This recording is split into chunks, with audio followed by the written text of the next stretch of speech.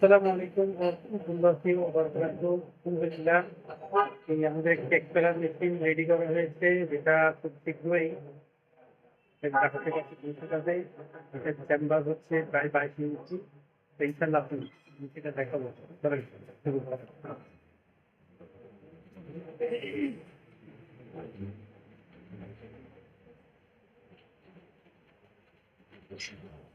এই যে এটা হচ্ছে আমাদের সেই এক্সপেলার মেশিন, এটা ফিটিং করা হচ্ছে। ফিটিংস এর পরবর্তীতে এটা রং করা হবে। এই যে পাশে এই জিনিসটা আপনারা দেখতে পাচ্ছেন, এই জিনিসটা এটাকে বলা হয় কনভেয়ার। এটা মূলত সরিষা ভাঙানোর পরে আপনার যে খৈলগুলা থাকে, খৈলগুলা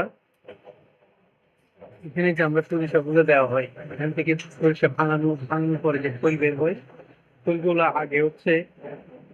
আগের পুরাতন যে নিয়ম ছিল, সেখানে মূলত এটা এদিক দিয়ে একটা থাকতো, এদিক দিয়ে বের হয়েছে।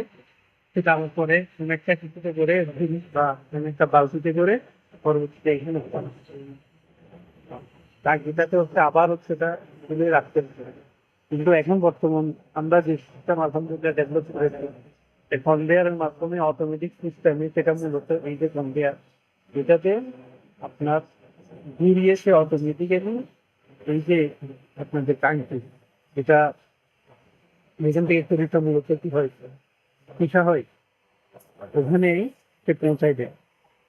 আচ্ছা, তার পরবর্তীতে দেখেন